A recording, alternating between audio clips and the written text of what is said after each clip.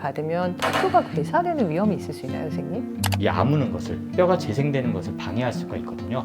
그렇다 보면은 시간이 지나서 아무는 것도 더뎌질 뿐만 아니라 뼈가 점점점 녹거나 상해서 뼈가 죽어갈 수도 있죠. 전신 질환으로 약 드시는 분들 정말 많습니다. 당뇨, 고혈압, 골다공증 이거 말고도 많은 약들 요즘에 드시고 계실 텐데요. 오늘은 내과 전문의 안지연 선생님 모시고 이러한 전신 질환으로 다양한 약을 복용하고 계실 때 치과 치료 받으실 때 주의하셔야 될 점에 대해서 이야기 나눠보도록 하겠습니다. 선생님 안녕하세요. 안녕하세요. 네, 선생님 고혈압 약을 먹으면 잇몸이 자란다는 얘기가 있더라고요. 그게 사실인가요? 네, 모든 고혈압 약이 다 그런 건 아니고요. 고혈압 약이 보통 한 5, 6종류 정도 되거든요. 그 중에서 칼슘 통로 차단제 또는 칼슘 차단제라고 얘기하는 약들이 잇몸을 붓게 할 수가 있습니다. 보통은 내과 선생님들이 볼 때는 이제 발목이 붓는 부작용이 많긴 한데 간혹 잇몸이 붓는다고 호소하시는 분들이 있어요. 그래도 다행인 것은 그 잇몸을 특히 붓게 하는 약을 요즘에는 그렇게 많이 쓰진 않고요. 간혹 그것 때문에 불편함을 호소하시는 분들이 계시죠. 저희들이 그러면 고혈압 약을 볼 때 이게 잇몸을 붓게 할 수 있는 성분을 가지고 있구나 라고 구분할 수 있는 방법이 있을까요? 처방전을 가지고 검색을 해보시면 성분명을 알 수 있거든요. 약 이름에 디핀이라고 끝나는 약이 칼슘 차단제일 수 있습니다. 다른 성분도 일부 그렇긴 하지만 고혈압보다는 부정맥 때 쓰는 약이기 때문에 별로 쓰실 일은 없을 것이고요. 만약에 잇몸이 붓는다. 그런데 성분명이 디핀으로 끝난다. 이럴 경우에는 처방한 선생님과 상의를 하시는 것이 좋겠습니다. 그러면 그게 자라날 수도 있다는 건데 그럴 경우에는 환자들이 어떻게 해야 되는 걸까요? 잇몸이 자란다고 해서 뭐 통증이 있거나 그러진 않으실 거예요. 그리고 크게 불편하지 않다고 느끼시는 분들도 계실 텐데 간혹 미관상 안 좋다, 보기 안 좋다 또는 잇몸이 붓기 때문에 음식물이 자주 낀다. 그것 때문에 호소하시는 분들이 계시거든요. 그럴 경우에는 치과 선생님과 상의를 해서 치과 치료가 필요한지 아니면 처방한 선생님과 상의를 해서 약을 좀 다른 것으로 바꿀 필요가 있는지 한번 검토하시는 것이 좋겠습니다. 그러면 방법은 있는 거네요? 네, 그렇습니다. 큰 치과 치료는 아니지만 잇몸 일부를 잘라낼 수도 있습니다. 대표적인 내과 질환 중에 당뇨가 있을 텐데요. 혹시 당뇨도 치과 치료와 관련이 있을까요? 혈당 조절이 안 된 분들이 치료를 받게 되면 치아가 잘 아물지 않을 수 있습니다. 잇몸 치료도 마찬가지고요. 혈당이 너무 높으면 우리 몸에서 백혈구가 제대로 작동을 못할 수가 있거든요. 그렇게 되면 치료한 부위가 아물지 않고 염증이 오래 갈 수가 있습니다. 그래서 당뇨병 환자가 혈당이 너무 많이 높을 때에는 가급적 시간을 두고 혈당을 조절한 다음에 치료를 받으라고 권장을 드리죠. 하지만 꼭 치료를 해야 된다고 하면 혈당 조절과 함께 치료를 받으실 수 있습니다. 혹시 골다공증 약을 먹으면서 치과 치료를 받으면 턱뼈가 괴사되는 위험이 있을 수 있나요, 선생님? 골다공증 치료제라고 해서 다 그런 건 아니지만 먹는 약과 주사제 중에서 턱뼈를 죽어가게 하는, 썩게 하는 그런 약 성분이 있긴 있습니다. 왜냐하면 골다공증 치료제라는 것이 뼈가 자꾸 부서지고 없어지는 걸 막는 것인데 이 치료제를 쓰고 있다가 임플란트 같은 아니면 좀 큰 치아 수술을 받게 된다 하면 그것이 이제 아물어야 되는데 이 약들이 이 아무는 것을, 뼈가 재생되는 것을 방해할 수가 있거든요.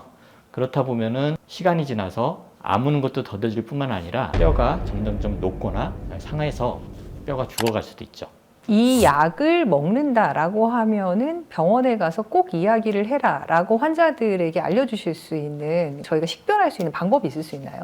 많은 분들이 또 뉴스를 통해서 이제 아시겠지만 골다공증 치료를 받고 있다라고 하면은 꼭 치과 선생님께 어떤 약을 쓰고 있다, 주사를 맞고 있다, 먹고 있다라는 걸 말씀을 해주시고 그렇게 되면 그 선생님께서 어떤 시술을 하느냐에 따라서 필요하면은 그 처방한 선생님께 의견서를 구하는 경우가 있거든요. 그래서 그걸 받고서 그 약을 일시 중단하고 치과 치료를 해야 될지, 치과 치료를 지금 해도 될지, 아니면 치과 치료를 좀 일정 기간 미뤄야 될지를 검토하면 좋겠습니다. 장기적으로 내가 골다공증 치료를 어떤 형태로든 받고 있다. 그러면 치과 치료는 내가 못하는 거다. 이렇게 생각할 필요는 없다는 거네요. 네, 그렇습니다. 대표적인 약물로 비스포스포네이트 또는 데노스맙이라는 뼈가 자꾸 없어지는 걸 막아주는 골 흡수 억제제 계열의 약물들이 그런 문제를 일으킬 수 있는데 그 약물을 얼마나 오래 썼는지, 최근에 언제까지 썼는지 이런 것에 따라서 약을 끊고서 또 치료를 받을 수 있거든요. 그리고 이미 오랫동안 골다공증 치료를 받아서 잠깐 좀 끊어봐도 되는 상황도 있을 수 있어요. 그렇다고 함부로 끊으면 곤란할 수 있거든요. 왜냐하면 골다공증 때문에 걷다가 넘어져서 뼈가 부러질 수도 있으니까 치과 선생님하고 또 골다공증 치료하고 있는 선생님하고 양쪽 선생님의 의견을 같이 들어봐서 그래서 결정하는 것이 가장 안전한 방법이 되겠습니다. 골다공증으로 제가 비스포스포네이트 계열의 약물을 먹고 있다. 그렇다면 선생님 제가 치과 치료 받으러 갑니다. 그러면 저한테 어떤 말씀을 꼭 해주시겠습니까? 먼저 지금 골다공증 수준이 어느 정도인지 골밀도 수치를 알고 싶고요. 그리고 비스포스포네이트 골다공증 치료제를 얼마 동안 또 어떤 약을 쓰고 있는지, 또 비스포스포네이트 안에서도 좀 더 센 약이 있고 좀 덜 센 약, 그러니까 뼈에 더 오랫동안 머물러 있는 약, 그런 걸 판단해서 이 정도 쓰셨다고 하면은 조금 중단해도 되겠다 라든지, 아니면 이 치료는 더 중요하니까 이 치과 선생님이랑 상의해서 치과 치료를 좀 미뤄야 될지, 이런 걸 좀 판단할 것 같습니다. 전신질환이라고 하는 그 전체 그 병들이 요즘은 정말 많아졌습니다. 그래서 당뇨, 고혈압, 그 다음에 뭐 고지혈증, 골다공증으로 약을 먹고 있는 환자분들이 상당히 많아졌는데요. 이런 분들이 지금 이제 치과 치료를 받으러 가야 되는 상황이 됐다. 그렇다면 선생님께서 당부해 주실 수 있을 만한 말씀 어떤 거 있을까요? 전신질환이라고 표현하는 것이 적절하긴 하지만 또 일반인들에게는 어려울 수도 있어요. 그런데 우리가 좀 익숙한 말이 있죠. 코로나19 때 갑자기 듣긴 했지만 기저질환, 또는 그냥 쉽게 생각하면 내과질환, 이런 것들이 사실 온몸하고 관련된 질환이기 때문에 전신질환 이렇게 보실 수 있고, 아무래도 치과라는 영역의 상대적인 느낌으로 전신질환 이렇게 보실 수 있는데, 우리가 내과를 가더라도 감기나 폐렴이나 이런 건 전신질환이라고 잘 얘기를 안 하잖아요. 단기간 동안 약을 먹고 치료하고 완치되는 거니까, 전신질환은 오랫동안 약을 먹고 또 관리를 해야 되고, 그런 의미에서 당뇨병, 고혈압, 이상지질혈증, 골다공증 이런 것들이 좀 전신질환에 가깝고, 무릎만 아픈 무릎관절염 이런 경우는 전신질환이라고 보기는 어렵겠죠. 그러면 전신질환이라기보다는 기저질환, 대사질환 이런 질환들을 내가 가지고 만성적으로 고생을 하고 계시는 분들이 이제 대체로 연령대가 높으실 거 아니에요.